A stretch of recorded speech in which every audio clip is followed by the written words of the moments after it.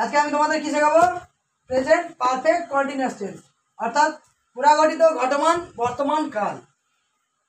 আমি কি বলেছি, টেন্স শিখতে গেলে আগে সবচেয়ে আগে আমি কিসের দিকে দেখবো? ক্রিয়ার দিকে দেখবো, অর্থাৎ যে সেন্টেন্সের মধ্যে যে ভার্বটা আছে সেটাকে দেখে আমাকে চিনতে হবে যে এটা কোন টেন্সে আছে। অতএব যখন পুরাগঠিত ঘটমান বর্তমান কাল থাকবে কি করে চিনবো? এখানে দেখবো যখন কোনো কাজ আগে শুরু হয়েছে কিন্তু এখনো কি হয়েছে, চলছে, এরূপ বোঝালে কি হয়? পুরাগঠিত ঘটমান বর্তমান কাল হয়।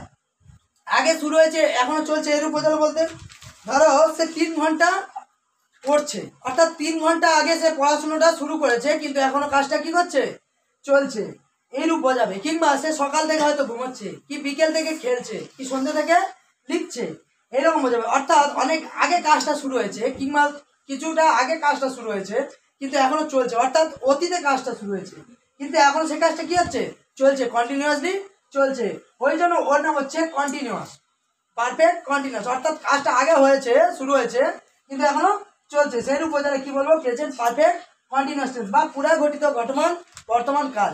যদি আমি বলি আমি 5 মিনিট ধরে পড়াচ্ছি, অর্থাৎ 5 মিনিট আগে আমি কি করেছি, পড়ানো কাজটা শুরু করেছি কিন্তু এখনো সেই কাজটা এখনো কি চলছে, এখনো সেই পড়ানোর কাজটা চলছে, এইরূপ বোঝালে প্রেজেন্ট পারফেক্ট কন্টিনিউয়াস টেন্স হয়। অর্থাৎ অনেক আগে যে কাজটা শুরু হবে কিন্তু এখনো কাজটা চলবে।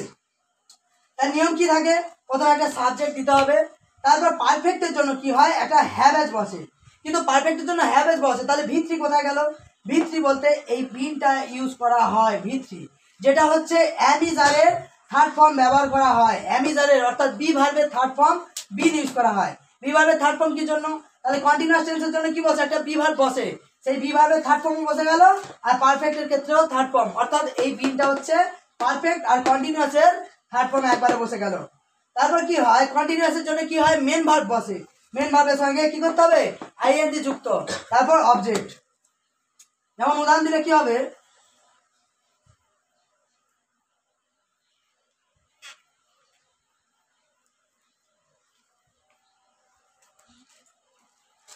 সে সকাল থেকে লিখছে, তাহলে সে ইংরেজি কি, হি, এটা হলো আমার সাবজেক্ট। তাহলে তারপর কি হয়, হ্যাজ কিংবা হ্যাভ, তাহলে থার্ড পার্সনের জন্য কি হয়, হ্যাজ বসে, তারপর একটা কি আছে, বিন আছে, বিন যুক্ত করলাম।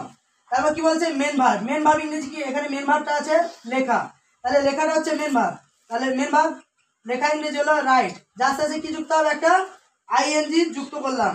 তারপর কি বলেছে, এখানে সকাল থেকে, অর্থাৎ যখন একটা বেলা বোঝাবে, সেটা সকালবেলা হোক, সন্ধ্যেবেলা হোক, বিকেলবেলা হোক কিংবা দুপুরবেলা হোক, অর্থাৎ যখন একটা বেলা বোঝাবে তার সামনে একটা প্রিপোজিশন আনতে হবে, যেটা হবে সেটা হচ্ছে সিন্স। সিন্স সকালবেলা ইংরেজি কি, মর্নিং, অর্থাৎ সে সকালবেলা থেকে, সকাল থেকে পড়ছে। এর জায়গায় যদি আমি লিখি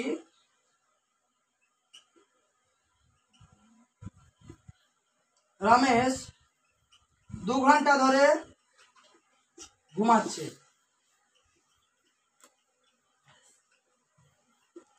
তাই কি লিখবো, রমেশ হলো আমার সাবজেক্ট, রমেশ, তাহলে থার্ড পার্সন সিঙ্গুলার নাম্বার জন্য কি বসবে, একটা হ্যাজ বসবে, তারপর একটা বিন যুক্ত হবে, তারপর এখানে মেন ভার্ব কি আছে, ঘুমানো, তাহলে ঘুমানো ইংরেজি কি, স্লিপ, তার সাথে কি যুক্ত হবে, একটা আইএনজি যুক্ত হলো। তারপর এখানে 2 ঘন্টা ধরে, অর্থাৎ এখানে একটা কি দিয়েছে, এখানে একটা নির্দিষ্ট সময় দিয়েছে, নির্দিষ্ট সময় বোঝালে কি বসবে, একটা ফর বসবে, ফর 2 আওয়ার্স